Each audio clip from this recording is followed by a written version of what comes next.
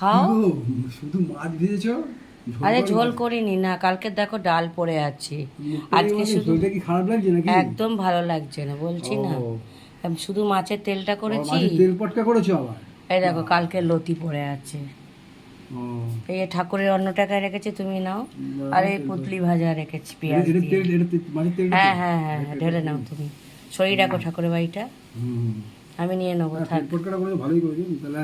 ঠিক আছে, হ্যাঁ, ঠিক আছে, ঠিক আছে।